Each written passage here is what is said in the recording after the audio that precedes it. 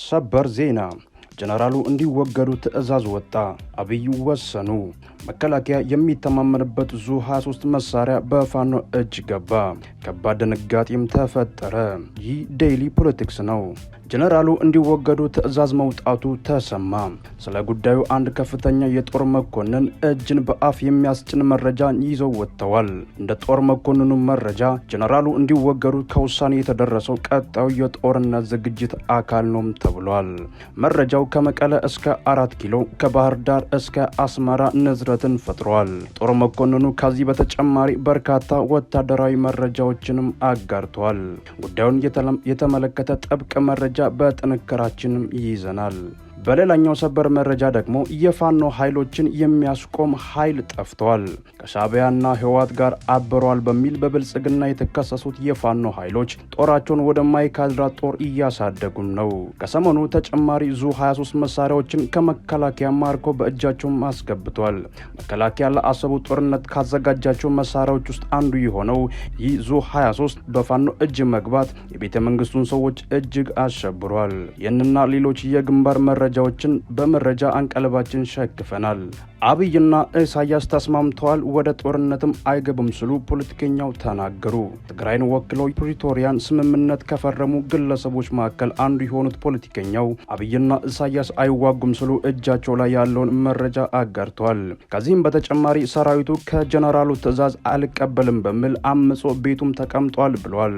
ጉዳዩን በዝርዝር እንነግራችኋለን። የከበረ ሰላምታችን በያላችሁበት የዓለም ዳርቻ ይሁን። የተወደዳችሁ የቻናላችን ቤተሰቦች ለሃኑ የተደመጡና የተመረጡ ሰበር መረጃዎችን አጠናክረናል። እንደተለመደው ቪዲዮን ላይክ፣ ሼር በማድረግ ጥቂት ደቂቃዎችን አብራችሁን ቆዩ። አብይና ኢሳያስ ተስማምተዋል፣ ወደ ጦርነት አይገቡም ሲሉ ፖለቲከኛው ተናገሩ። ትግራይን ወክለው የፕሪቶሪያ ስምምነት ከፈረሙ ግለሰቦች መካከል አንዱ የሆኑት ፖለቲከኛው አብይና ኢሳያስ አይዋጉም ሲሉ እጃቸው ላይ ያለውን መረጃ አጋርተዋል። ከዚህም በተጨማሪ ሰራዊቱ ከጀነራሉ ትዕዛዝ አልቀበልም በሚል አምጾ ቤቱም ተቀምጧል ብለዋል። በኢትዮጵያና ኤርትራ መሃል ጦርነት ሊቀሰቀስ ይችላል የሚለው ዜና አየሩን ተቆጣጥሮታል። የኢትዮጵያ መንግስት ከቀናት በፊት ለተባበሩት መንግስታት ድርጅት በላከው ደብዳቤ ላይም ኤርትራ ሉዓላዊነቴን ጥሳለች፣ ጦርነት ልትከፍትብኝ ተዘጋጅታለች በማለት ከሳለች። በኢትዮጵያ በኩል ኤርትራ ጦርነት ልትከፍትብኝ ነው የሚል ክስ ቢሰማም ፖለቲከኛው ግን ሁለቱ መሪዎች ወደ ውጊያ የሚገቡበት እድል ጠባብ ነው ሲሉ ነው የተደመጡት። ከትግራይ ክልል ተወክለው የፕሪቶሪያን ስምምነት ተፈራርመው ከነበሩት መካከል አንዱ የሆኑት አቶ አሰፋ አብርሃም በወቅታዊ ጉዳዮች ዙሪያ ላይ ከቢቢሲ ትግረኛ ጋር ባደረጉት ቆይታ በኢትዮጵያና ኤርትራ መካከል ውጊያ ሊነሳ የሚችልበት እድል በአመዛኙ ያለ አይመስለኝም ብለዋል። በአቶ ጌታቸው ረዳ ይመራ የነበረው የትግራይ ጊዜያዊ አስተዳደር አማካሪ የነበሩት አቶ አሰፋ ከቅርብ ጊዜ ወዲህ በኢትዮጵያና ኤርትራ ውጥረት መንገሱን ተከትሎ ምን ሊፈጠር ይችላል የሚል ጥያቄም ቀርቦላቸው ጦርነት የመቀስቀስ እድሉ ጠባብ ነው የሚል እምነት እንዳላቸውም ገልጸዋል። ከሻዕቢያ ጋር ያለው ሁኔታ እንደታየዋለ ላልከው አንዱ ስለት አብይና ኢሳያስ ይዋጋሉ፣ ሊዋጉ የሚችሉበት እድል አላቸው፣ እኔ በአመዛኙ አይመስለኝም፣ የሚያዋጋ ምክንያት የላቸውም ሲሉ ምላሻቸውን ሰጥተዋል። የኤርትራው ፕሬዝዳንት ኢሳያስ አፈወርቂና የኢትዮጵያው ጠቅላይ ሚኒስትር አብይ አህመድ ሳውዲ አረቢያ፣ የተባበሩት አረብ ኤምሬትስ እንዲሁም ዓለም በሙሉ ባለበት የፈረሙ ስምምነት አላቸው ያሉት አቶ አሰፋ ይህን ውል አብይ ለሚያነሳቸው የወደብና ተያያዥ ጉዳዮች መልስ አለው ብለዋል። ፖለቲከኛው የትግራይ ነባራዊ ሁኔታ እና የፕሪቶሪያ ስምምነት በተመለከተ አስተያየት ሰጥተዋል። በአስተያየታቸውም የትግራይ ክልል አልታዘዝም ስል አመጽ ውስጥ ነው ሲሉም ተደምጧል። ህወሓት ራሱ ለሁለት ለሶስት ተሰነጣጥቆ ጠፋ፣ ህወሓትነቱም አጥቷል፣ መክነዋል፣ ሰራዊቱም ከሁለት ሶስት ተከፍሎ እዙን አጥቷል በማለት አቶ አሰፋ አሁን ያለውን ክፍፍል ገልጿል። አቃፊ ሳይሆን የባሰ በታይ ነገር መጥቷል ያሉት አቶ አሰፋ የመንግስት ወይም የጀነራሉ ታደሰን ትዕዛዝ ሰምቶ ከሚሰማራ ሰራዊት ይልቅ እምቢ ብሎ ቤቱ የተቀመጠ ወይም ትዕዛዝ ሊሰጠው አልቀበልም ብሎ ተራራ የሄደ የተቀመጠ ይበዛል፣ ብሎም ኃይሉ እየፈረሰ ነው፣ ህወሓት እንደምታያት ናት ብለዋል። የትግራይ ጊዜያዊ አስተዳደር በአቶ ጌታቸው ረዳ ይመራ በነበረበት ወቅት አማካሪ የነበሩት አቶ አሰፋም ይህንን ጊዜያዊ አስተዳደር ለምን እንደፈረሰ ተጠይቋል። እኛ ከብልጽግና ሆነ ከሻዕቢያ ጋር መወገን አይጠቅመንም የሚል እምነት ነበረን። ከሁለቱም ተላልኮ የሚያሻግረን ፕሪቶሪያ ነው ሲሉም ተናግረዋል። ደክመናል፣ አቅም አጥተናል። ወደዚህም ወደዚያም ማለት አሽከር ለመሆን ካልሆነ በስተቀር የሚያመጣልን ነገር የለም። ይልቅ ራሳችንን በራሳችን ለማዳን ለማከም እንስራ የሚል አቋም እንደነበራቸውም ገልጿል። ወደ ቀጣዩ መረጃችን ስናመራ የፋኖ ኃይሎችን ምድርን አንቀጥቅጥ እንቅስቃሴ እናገኛለን። የፋኖ ኃይሎችን የሚያስቆም ኃይል ጠፍቷል። ከሻዕቢያና ህወሓት ጋር አብረዋል በሚል በብልጽግና የተከሰሱት የፋኖ ኃይሎች ጦራቸውን ወደ ማይካድራ ጦር እያሳደጉ ነው።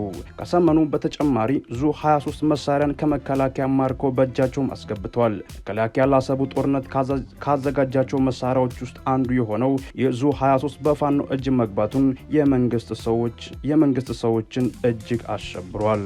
በሰሜን ወሎና በደቡብ ወሎ በፋኖ ኃይሎችና መከላከያ ሰራዊት መካከል ከባድ ውጊያ እየተካሄደ ይገኛል። በመድፍና በድሮን በሞርታር የታገዘ ነው።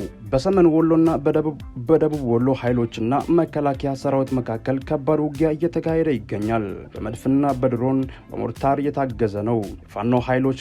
የፋኖ ኃይሎች መከላከያ ላይ ከባድ ጥቃት ሰንዝረዋል። በርካታ የሰሜን ወሎና የደቡብ ወሎ ከተሞች ተቆጣጥረዋል። በደሴ፣ በኮምቦልቻ ከወልዲያ በቀር ገዢ መሬቶችን ይዟል። አስተዳደር እያዋቀሩ ነው። መከላከያ ሰራዊቱም ከምስራቅ እዝ፣ ከደቡብ እዝ፣ ከምዕራብ እዝ በአየር ወደ ወሎ ተጨማሪ ኃይል እያስገባ ነው። ይህም ሆኖ ፋኖ የተቆጣጠራቸውን አካባቢዎች ማስለቀቅ አልተቻለም። ትላንትና የፋኖ ኃይሎች የዋድላ ከተማን ተቆጣጥረዋል። በጋሸና ከትላንት ጀምሮ ከባድ ውጊያ እየተደረገ ይገኛል። ዛሬ ረፋድ ላይ በዚያው በጋሸና በርካታ የድሮን ጥቃቶች ደርሰዋል። የአማራ ፋኖ በጎጃም መሪ የሆኑት ዘመነ ካሰ በቅርብ ማርሽ ቀያሪ ጥቃት እንፈጽማለን ሲሉ መልእክት አስተላልፈዋል። የሰሞኑ የፋኖ ዘመቻ የመንግስት ባለስልጣናትን ትክክል ማድረጉ መደበቅ አልቻሉም። ምክትል ጠቅላይ ሚኒስትር ተመስገን ጥሩነህ በባህር ዳር ከተማ ተገኝተው አማራ በዚህ ልክ ባንዳ ሲሆን አይቼ አላውቅም ማለታቸው ከብስጭትና ከመናደድ የመነጨ ንግግር ነው። አበባው ታደሰ ሰሞኑን በባህር ዳር ነበሩ። ደህንነት ኃላፊዎች፣ ጀነራሎች፣ ሲቪል ባለስልጣናቱ ወደ ባህር ዳር እግር አብዝተዋል። ፋኖች 2 ዓመት በሽምቅ ውጊያ ልምድ ቀስመዋል። ዛሬ ጠዋት አገው ምድር ላይ በተሳቢ ሲንቀሳቀሱ በነበሩት የመከላከያ ሰራዊት ላይ የደፈጣ ጥቃት አድርሰዋል። በተለይ የወሎ ጥቃት ፋኖ ማጥቃት እንደሚችል አሳይቷል። የመከላከያ የክብር አባላት ብስጭታቸውን መቆጣጠር ሲያቅታቸውም ታይቷል።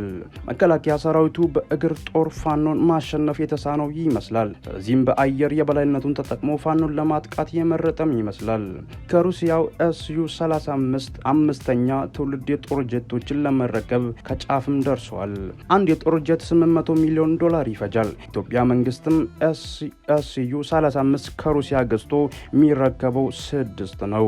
የኢትዮጵያ መንግስት አማራ ክልልን ጦርነት እያለ በኦሮሚያ ውጊያዎች የአማራ ክልልን ጦርነት እያለ በኦሮሚያ ውጊያዎች እያሉ የትግራይ ኃይሎች በርካታ ኮማንዶዎችን አስመርቋል። ይህ በእንዲህ እንዳለ የትግራይ ኃይሎች TDF ጣጣውን ጨርሶ ግራቀኙን እየቃኘ ይገኛል። TDF በመከላከያ በብልጽግናና በአማራ ኃይሎች ላይ ቂም ቋጥሯል። ሁለቱም ኃይሎች ማለትም ብልጽግናና ፋኖ እየተዋጉ ነው። ሁለቱም በጦርነት ዝለው እስኪወድቁ እየጠበቀ ነው። ፋኖና TDF አብረው እየሰሩ ነው ቢባልም እስካሁን ግልጽ አይደለም።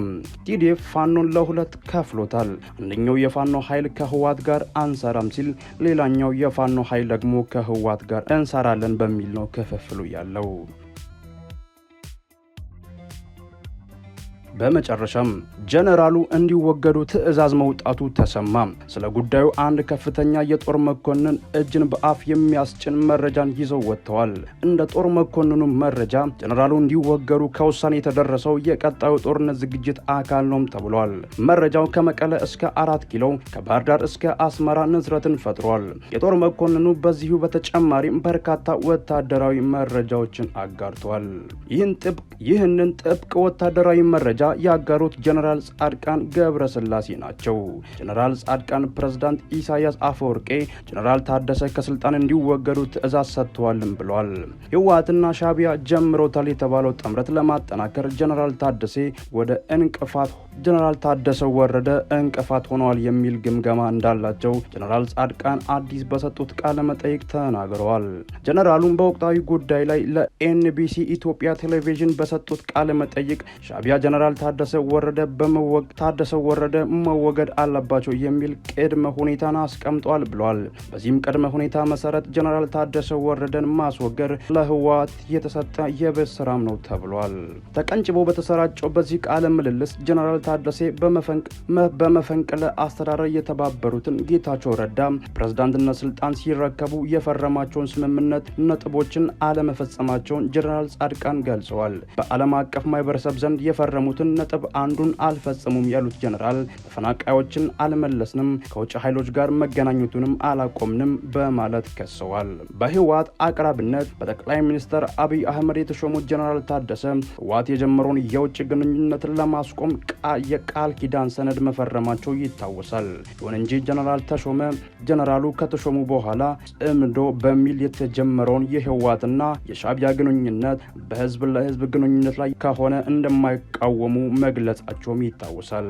ጀነራሉ በቃለ መጠየቁ የኤርትራ ባለስልጣናት እንደ ህወሓት እና ፋኖ ያሉ የመንግስት ተቀናቃኝ ኃይሎችን ለማስተሳሰር ኢትዮጵያን የማተራመስ እንቅስቃሴ ውስጥ ገብተዋል ብለዋል። ህወሓት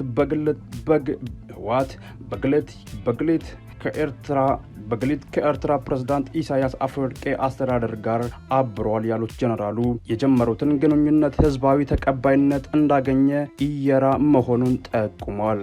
የሻዕቢያና የህወሓት ጥምረት ለትግራይ ህዝብ ለማሳመን የሚቀርበው ምክንያት ወልቃይትን ለማስመለስ ከኢሳያስ ጋር እንተባበራለን በሚል መሆኑን ጀነራሉም ተናግሯል። እንዲሁም ህዝብ ለህዝብ ቢገናኝ ምን ችግር አለው የሚል ሀሳብን ለማንሳት ግንኙነቱ በህዝብ ዘንድ ተቀባይነት እንዲያገኝ እየሞከሩም ነው ብለዋል። ይሁን እንጂ እንደ ጀነራል ጻድቃን ግምገማ የትግራይ ህዝብ የህወሓትን ኮርካሪ ማደናገሪያ ሀሳብ አይቀበልም ብለዋል። ህወሓት ከሰሞኑ ከ2000 በላይ የህዝብ ተወካዮች ናቸው ያላቸውን ካድሬዎች ሰብስቦ በአካሄደው ስብሰባ ከኤርትራ ጋር በህዝብ ለህዝብ ስም የተጀመረው ግንኙነት ተጠናክሮ እንዲቀጥል አስታውቋል።